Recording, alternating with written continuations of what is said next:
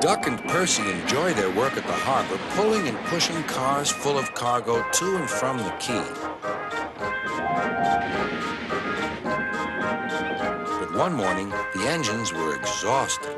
The harbor was busier than ever.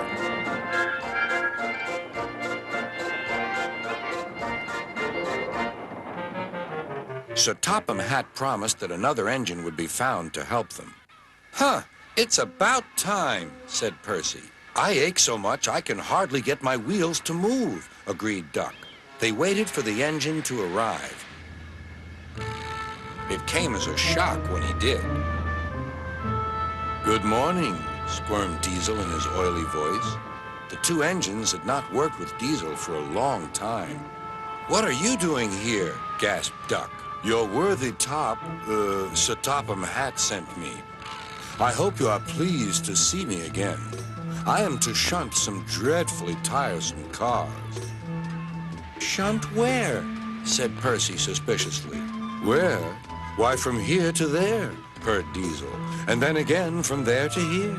Easy, isn't it?" With that, Diesel, as if to make himself quite clear, bumped some cars hard. "Oh!" screamed the cars. "Grrr!" growled Diesel.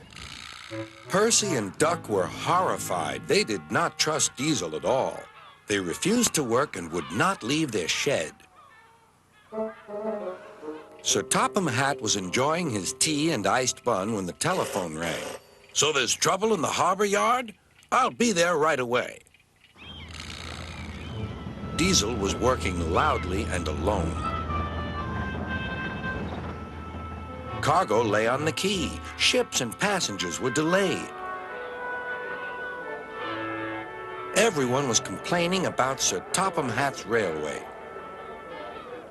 Percy and Duck were sulking in their shed. "What's all this?" demanded Sir Topham Hatt. "We're on strike, sir," said Percy nervously. "Yes," added Duck. "Beg pardon, sir, but we won't work with Diesel, sir." "You said you sent him packing, sir." "I have to give Diesel a second chance," replied Sir Topham Hatt. "I'm trying to help you by bringing Diesel here. Now you must help me. He was the only engine available." Percy and Duck went sadly back to work. Next morning, things were no better. Diesel's driver had not put his brakes on properly, and Diesel started to move. He went bump straight into Percy. "Wake up there, Percy," scowled Diesel. "You have work to do." He didn't even say he was sorry to Percy. Later, Diesel bumped the cars so hard that the loads went everywhere. "What will Sir Topham Hatt say?" gasped Percy. "He won't like it," said Duck. "So who's going to tell him, I wonder? Two goody-goody tattletales like you, I suppose?" Percy and Duck did not want to be tattletales, so they said nothing. Diesel, thinking he could get away with his bad behavior, was ruder than ever. Next day, he was shunting freight cars full of china clay. He banged the cars hard into the buffers, but the buffers weren't secure. The silly cars were sunk. Sir Topham Hatt heard the news.